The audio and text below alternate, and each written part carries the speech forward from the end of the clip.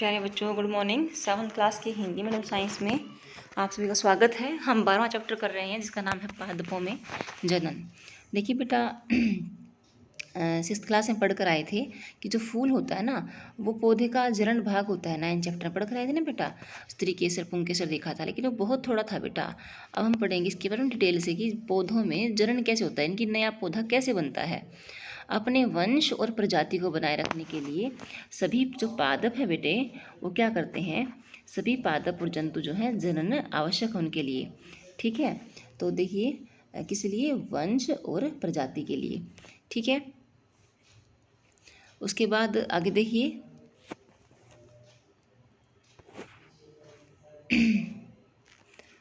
किसी कक्षा 6 के 9 में हमने पढ़ा था कि सभी जीव अपने माता पिता के समान जन्म करते हैं। माता पिता से संतति का जनन कहलाता है। लेकिन पादप जो हैं वो कैसे जनन करते हैं? पादपों में जनन विभिन्न विधियों द्वारा होता है, जिनके बारे में हम इस अध्याय में पढ़ेंगे। जनन की विधियाँ देखिए बेटा, जनन की विधियाँ कक्षा 6 में आपने पुष्पीय पादप के विभिन्न भागों के बारे में पढ़ा था। ठीक है, तो इसमें जो है वो कौन कौन होते हैं, विभिन्न भाग जो है कौन है, मूल, जड़, तना, पत्ती, और ये क्या कहलाएंगे बेटा, कायिक अंग कहलाएंगे। वृद्धि की निश्चित अवधि के बाद अधिकांश पादपों में फूल निकलते हैं। क्या निकलते हैं बेटा? पुष्प निकलते हैं। आपने बसंत ऋतु में आम के वृक्षों को पुष्पित होते देखा होगा। यदि पुष्प बाद में आम के उन रसीले फलों में बनते हैं जिनसे हम लोग गर्मी में, जिनको हम लोग खाते हैं, हम फलों को खाते हैं और सामान्यतः बीजों को फेंक देते हैं। बीज अंकुरित होकर नया पौधा बनाते हैं। यदि ऐसा है तो पादप में पुष्पों की क्या भूमिका है? तो बेटा क्या भूमिका है? जो पुष्प है ना, पादप में जनन कार्य करते हैं। ठीक है ना, वास्तव में पुष्प पादप के जनन अंग होते हैं। ठीक है, किसी पुष्प में केवल नर जनन अंग या मादा जनन अंग या फिर दोनों ही जनन अंग हो सकते हैं। ठीक है बेटा, आगे देखिए, पादप में अनेक विधियों द्वारा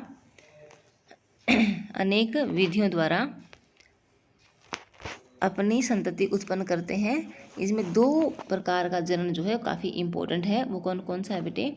एक तो है लैंगिक जनन और दूसरा है अलैंगिक जनन। ठीक है ना, अलैंगिक जनन और लैंगिक जनन। लैंगिक जनन में जो पादप है ना, बिना बीजों के ही नए पौधे उत्पन्न करते हैं। क्या करते बेटा? बिना बीजों के नए पौधे उत्पन्न करते हैं। ये बन गई परिभाषा किसकी? अलैंगिक जनन की। किसकी बन गई बेटा? अलैंगिक जनन की। आगे देखिए, जैसे जबकि लैंगिक जनन में नए पौधे जो हैं वो बीज द्वारा प्राप्त होते हैं। अलैंगिक जनन में नए पादप बीजों एवं बीजाणुओं के उपयोग के बिना ही उगाए जाते हैं। पहली समझते हैं कि नए पादप सदैव बीजों में ही उगते हैं। ठीक है ना, लेकिन उसने कभी गन्ना, आलू, गुलाब के बीज नहीं देखे थे, क्योंकि इनके तो बीज होते ही नहीं बेटा। देखिए कैसे, वह जानना चाहते थे कि ये पादप किस प्रकार जनन करते हैं।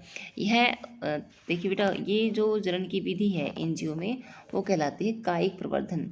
कायिक प्रवर्धन क्या है? एक अलैंगिक जनन है जिसमें पौधे मूल, तने और पत्ती अथवा कली जैसे इनसे नया जीव बनाते हैं। और जैसे किसी कायिक अंग द्वारा नया पौधा बनना। ठीक है ना, क्योंकि जनन पादप के कायिक भागों से होता है, अतः इसे क्या कहते हैं हम लोग? कायिक प्रवर्धन कहते हैं बेटा। ठीक है ना, कायिक भागों से जनन होता है तो इसे हम क्या कहते हैं? कायिक प्रवर्धन कहते हैं। आगे देखिए, गुलाब एवं चंपा के पौधे की एक शाखा उसकी परवसंधि से काटी। परवसंधि क्या होती है? जहाँ पर 2 जो टुकड़े हैं लकड़ी के आपस में मिलते हैं पौधे के। परवसंधि तने या शाखा के किसी एक वह भाग है जहाँ से पत्ती निकलती है। परवसंधि क्या बेटा? सॉरी, जहाँ से पत्ती निकलती है। आगे देखिए, आगे है परवसंधि तन या शाखा का भाग जहाँ पत्ती निकलती है। शाखा के इस टुकड़े को कर्तन या कलम कहते हैं। शाखा के इस टुकड़े को कर्तन या कलम कहते हैं। अब कलम को मिट्टी में दबाइए। यह कलम जो है बेटा, प्रतिदिन पानी दीजिए। वृद्धि को देखिए, नोट करें कि जड़ के निकलने और नई नई पत्तियों के निकलने में से कितने दिन लगेंगे। यदि इसी केवल आपको जल से भरे पात्र में मनी प्लांट के साथ हुआकर दोहराइए। अपने प्रश्न को नोट कीजिए। क्या कह रहा है बेटा ये आपने कलम लेनी है और उसको बेटा काट के छोटा टुकड़ा काट के और मिट्टी में लगाना है। उसके पश्चात मिट्टी से ढक देना है, पानी देना है अलग से, और यही काम हमने पानी में भी करना है। तो आपने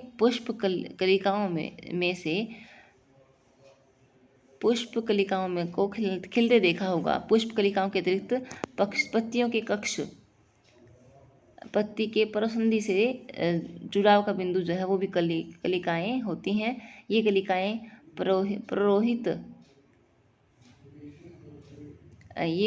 प्ररोह होती चोटी ऊपर की प्ररोह के रूप में विकसित होती हैं।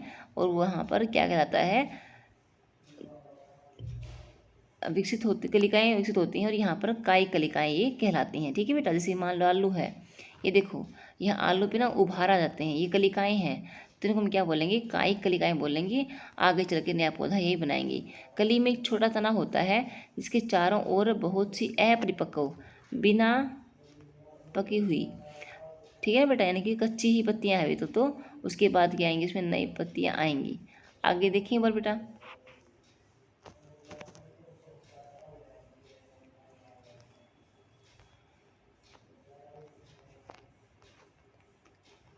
जबकि कायिक कलिकाएं भी नए पादप को जन्म दे सकती हैं। कि अगला 12.2 में क्या लिखा देखिए, एक ताजा आलू लीजिए, उसके आवर्धन लेंस सहायता देखिए, इसमें बड़े क्षत चिन्हों को देखिए।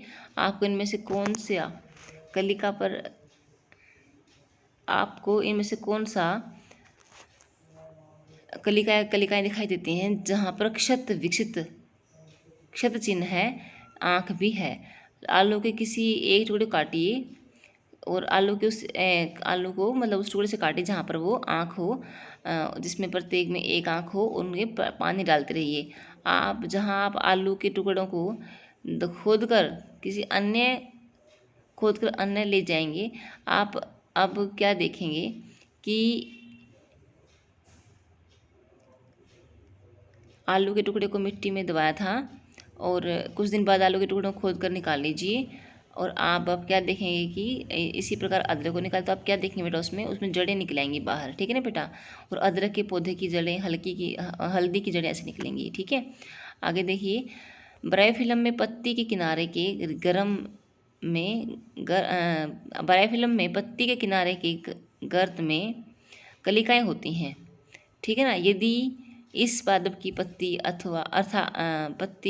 आर्द्र मृदा पर गिर जाए तो प्रत्येक कलिका नए पौधे को जन्म दे सकती है। कुछ महीनों के बाद कुछ समय के बाद आप क्या देखेंगे, कुछ पादपों की जड़ें भी नए पादपों को जन्म दे रही हैं। उदाहरण के लिए शकरकंद जो है बेटा, डेलिया है। शकरकंद तो आपको आसानी से देखने को मिल जाएगा। उसकी जड़ें आपको दिखाई देंगी, बाहर भी निकली हुई हैं, और जब वो जड़ें मिट्टी को छूती हैं तो वहाँ पर नया पौधा बन जाता है, ठीक है। देखिए ये पत्थरचट है, ब्रायोफिल्म है, ठीक है बेटा। उसके बाद हम देखते हैं कैक्टस जैसे पौधे के विभाग जो मुख्य रूप पादप से अलग हो जाते हैं, नए पादप को जन्म देते हैं। प्रत्येक विकलांग भाग नए भोजन तलाश में देखिए कैक्टस जैसे पादप के विभाग जो मुख्य रूप से अलग हो जाते हैं, एक नए पौधे को जन्म देते हैं। इस प्रकार को जन्म लेने देते हैं। प्रत्येक विरियन जो है